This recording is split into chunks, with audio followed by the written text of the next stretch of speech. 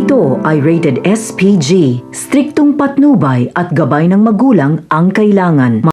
Dahil sa ginawang ito ni Mando ay magigimbal pak na naman ang operasyon ni Rigor. Kung ano ang bagay na ito ay sabay-sabay nating alamin sa dulo ng bidyong ito. Gustong-gusto nang ilagay ni Ponggay sa kanyang mga kamay ang hustisya sa pagkamatay ng kanyang amang si Mauro. Ngayon mas lalo niyang naiintindihan si Tanggol sa mga ipinapakipaglaban nito. Malinaw na sa kanya na hindi lahat ng tama sa mata ng taong bayan ay totoo.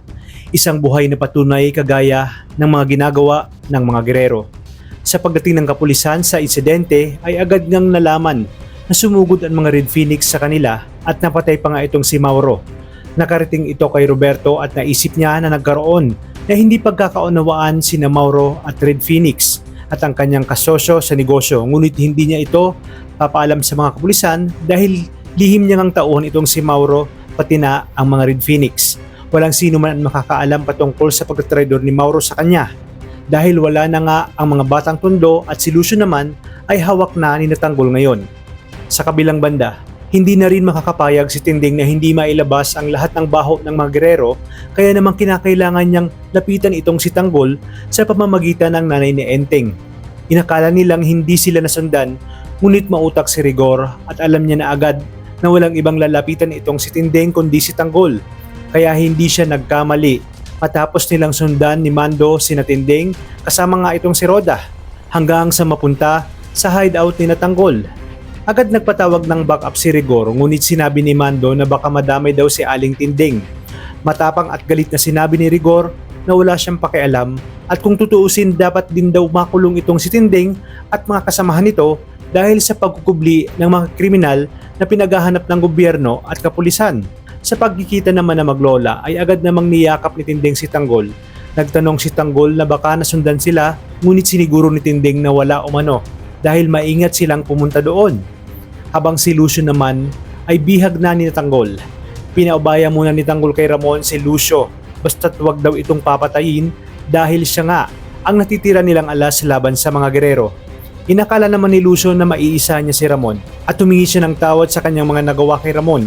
Nagawa niya lang daw ito dahil utos ng mga gerero. Magbabago na umano siya para maisiwalat ang mga baho ng mga ito. Ang hindi niya alam kung tuso siya ay mas tuso nga itong si Ramon. Aniyan ni Ramon. Kahit anong sabihin ni Lucio ay hindi niya ito paniniwalaan dahil alam niyang halang na ang bitukan nito. Balikan natin si Rigor kung saan nagadalawang isip na itong si Mando sa mga ikinikilos ni Rigor. Alam ni Mando na posibleng nasa loob ng hideout si Marites at alam niya nga pwedeng madamay ito kung sakali, pati nga itong si Aling Tinding. Kaya namang gumawa siya ng paraan at sinabi niya kay Rigor nang hindi nito nahalata na maghahanap pa siya ng ibang lugar na pwede nilang lusutan sakaling dumating ang kanilang mga backup. Pumayag naman si Rigor kaya agad na nakarating si Mando sa loob. Sa kanyang pagdating ay nagulat sina Tinding, Marites at Tanggol. Dali-dali niyang ibinulong sa mga ito na nasundan sila ni Rigor at kinakailangan nilang tumakas bago pa dumating ang kanyang mga kasamahan. Kaya naman agad silang gumawa ng paraan nang hindi nalalaman ni Rigor. Nagpasalamat muli si Tanggol at Tess kay Mando dahil sa tulong nito.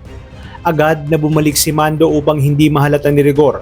Hindi na nga makapaghantay pa itong si Rigor at gustong-gusto niyang sumugod sa mga oras na yon. At alam ni Mando na papatakas pa lang nga si Tanggol. Kaya naman sinabi niya kay Rigor, delikado at baka madehado pa sila. Hintayin na lang daw nila ang mga kasamahan nila. Sa pagkakataong ito ay tuluyang kayang makakatakas si Tanggol bago dumating ang kapulisan at tinawag ni Rigor.